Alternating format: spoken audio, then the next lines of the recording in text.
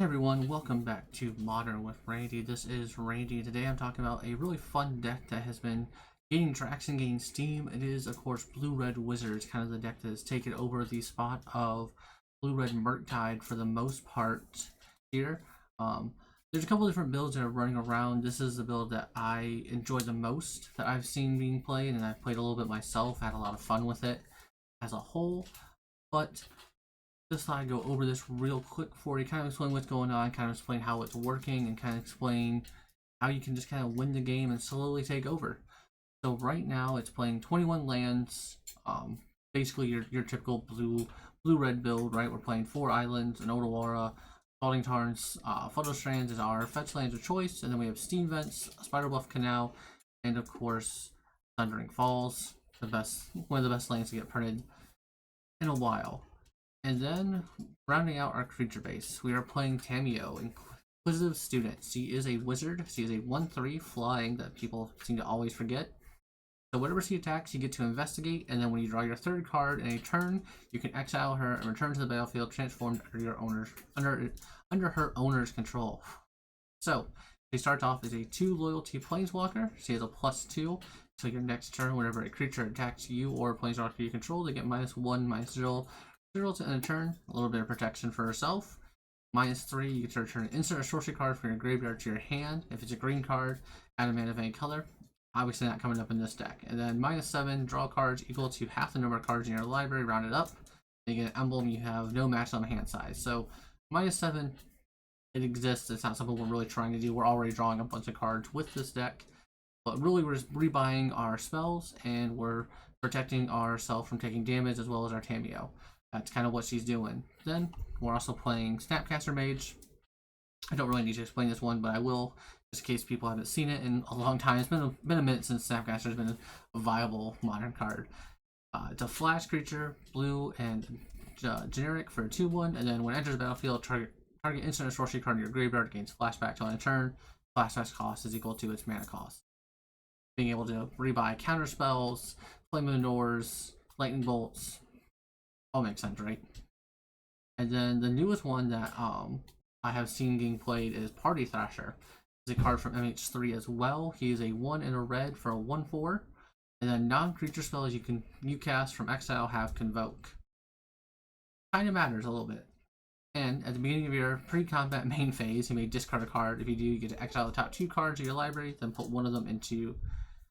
You choose one of them, and you may play that card this turn. Sorry. So it is a nice little 1/4, great blocking value. Notably, it is a wizard as well, very important for this deck, and does give incidental card advantage, and Convoke can come up as well. So we're playing 4 Galvanic Discharge, another MH3 card because MH3 has some good cards in it. So this is an instant for a red. You choose target creature or planeswalker.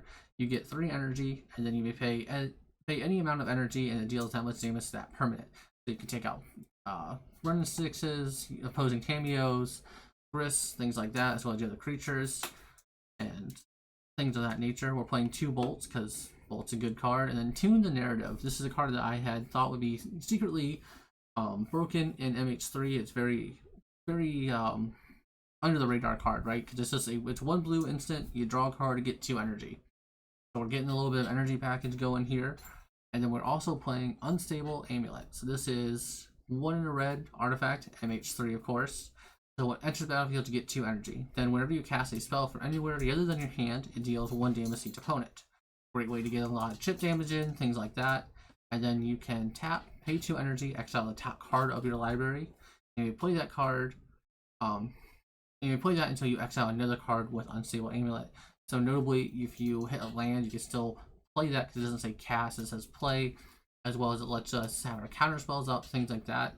Also, a fun little fact too: if someone destroys your amulet, like they do any ways to get rid of it, Leyline Binding, Besage, whatever, you can still cast that card with the way Unstable Amulet is worded. Just because Unstable Amulet is gone doesn't mean you can't cast that card, because it just says you may play that card until you exile another card with Unstable Amulet. Since you can never activate that amulet again because it's gone, you can always play that card from exile. Just a fun heads up, so you guys know. We also are playing Flaminor, basically the whole reason why we have this like wizard package you see going on. So for those of you who aren't familiar with this card, you can choose one. If you control wizard, when you cast a spell, you can choose two instead, and it costs a red, a blue, and a generic instant. So you can either draw 2 cards, destroy target artifact, or deal 5 damage to target creature. Pretty good effects overall, especially since we have the bird deck running around here playing its little the cuckoo or the 1-mana artifact. I always mispronounce it. Being able to destroy that instant speed is really good. Just a great way to interact with that deck. Also dealing 5 damage to anything, kills pretty much anything in the format, and then who doesn't love drawing cards, right? And then we're also playing 4 counter spells because we want to be able to stop our opponent from having fun, and then 2 spell snares because there's a bunch of 2 value mana creatures running around right now, so as well as spells with you have the storm deck running around that I covered earlier this week.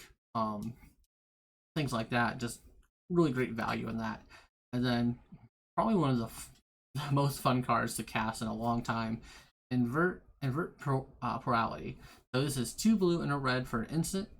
It has choose target spell, then flip a coin. If you win the flip, you gain control of that spell and you may choose new targets for it. If you lose the flip, you just counter that spell. So basically, this is a 3-mana counter spell that says counter target spell or win the game.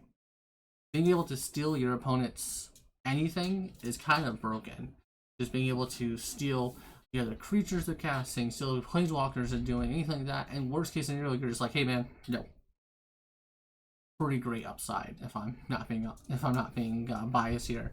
But card's super fun to cast. It's great stealing people's planeswalkers and their creatures and then just beating them down. Had fun stealing someone's Termaglyph and then just beating them down with their own Termaglyph. Feels really good watching your opponent just take 5 a turn from their Termaglyph. It's awesome. But this is the overall deck. It's a low to the ground, essentially just tempo removal deck. It is what, Murktide used to be, or what Murktide still is technically. It's just playing better creatures, essentially, a better package as it is right now. Had a lot of fun with Unstable Amulet. You do so much chip damage with people. It's unreal. Being able to have a face-up counterspell too makes your opponent play in some weird ways where they have to kind of run something into the counterspell they know about, but not the 3 I'm holding in my hand, as well as like with having removal spells with the discharge, lightning bolt, stuff like that. Had a blast playing this deck. It has been fun doing.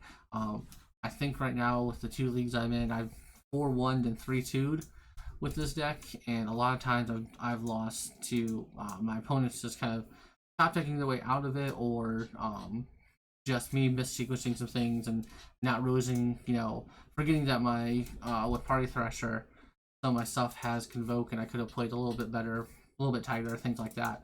But awesome deck. It's been fun to play for sure.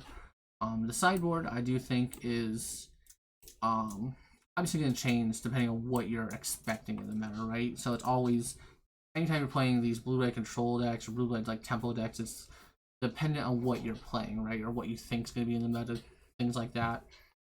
So like right now, this is the list that I copied, so this is what I was playing. I don't know if it's what I'm going to keep. I was playing the 3 consigned to memory. Basically being able to counter colorless spells is huge with the Eldrazi and stuff running around, things like that. I do think I probably trim on some number of these because I don't think I want the full 3. Stern Scolding has been good, just being able to counter spells. Card's still good, turns out. Crazy, right? Meltdown here for the artifacts and things of that nature.